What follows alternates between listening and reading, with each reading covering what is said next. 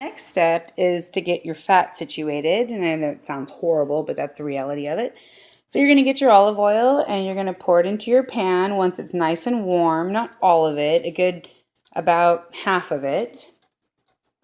And then you're going to take your beautiful bacon that's been chopped and you're going to empty it in there. So all your bacon is in your beautiful olive oil.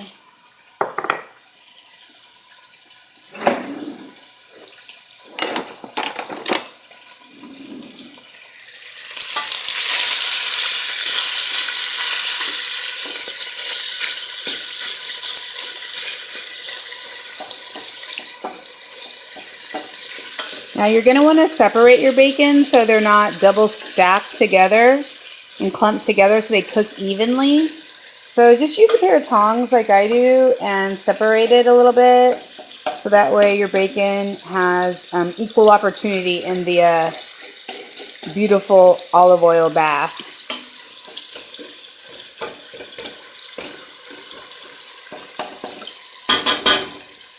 I use tongs for everything. It's just the best tool. So anyways, it's like a spoon and a fork and a grasp all together. It's the best tool. So you're just going to want to like stir things up a bit and get that going pretty well. And you'll notice that the fat starts to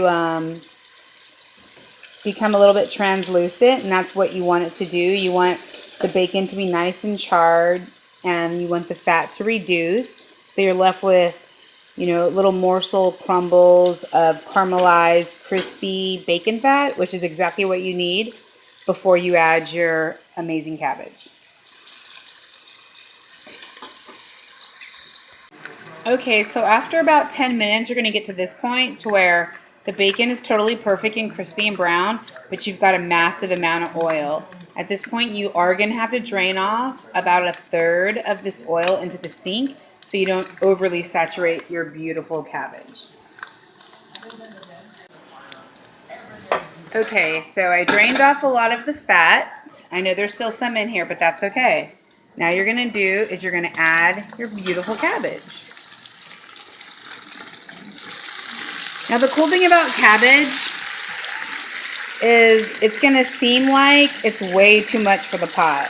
You're going to think to yourself, oh my God, this is way too much. It's never going to fit. But the honest truth is it will all fit. It wilts very quickly. You just need to go ahead and put it in there and not be afraid. Make sure the temperature is still low. And you add all of your beautiful cabbage. Just like that. And the first thing you're going to do is put your lid on. And you're going to have it on low.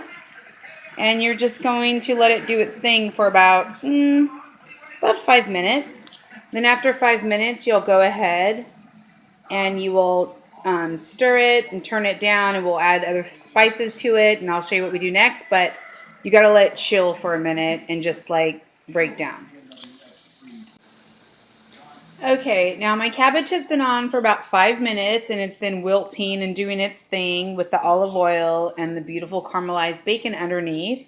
So at this point, I'm going to take the lid off and I'm going to go ahead and add in my red rice wine vinegar. It's like a tongue twister. I swear I hate that. And my Worcestershire sauce, just like this. Beautiful, beautiful. And then I'm going to start introducing the traditional Lari seasoning, just like this. Just sprinkle it all over the top, just like that.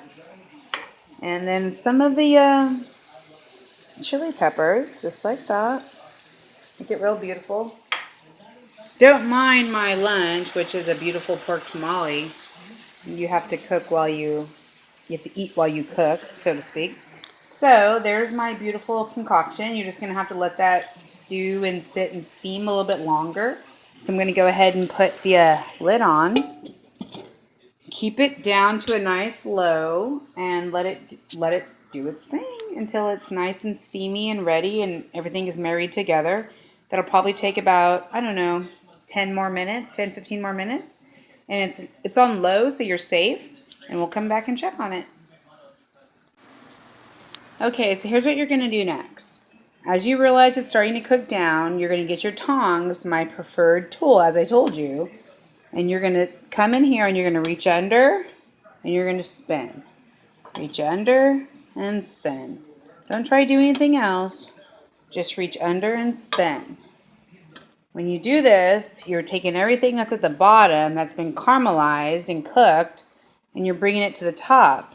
And you're letting the stuff that's at the top that hasn't touched the exact heat have an opportunity to touch the heat. So you're going to just use your tongs like it's my favorite tool. That's one of the reasons why.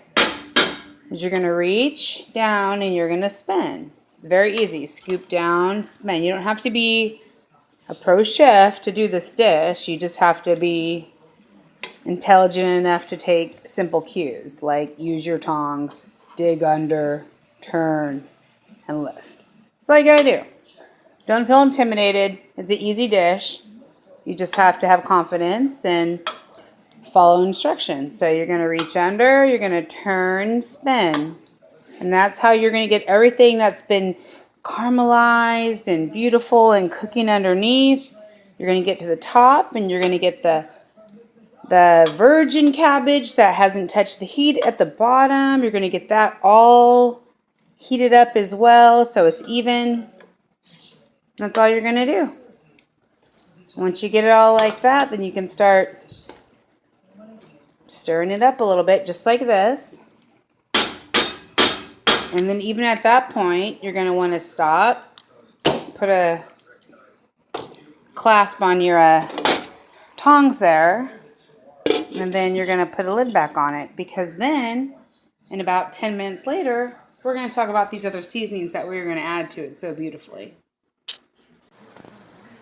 Okay, so we're here 15 minutes later, and it's reduced, obviously, as you can see, as much as it has.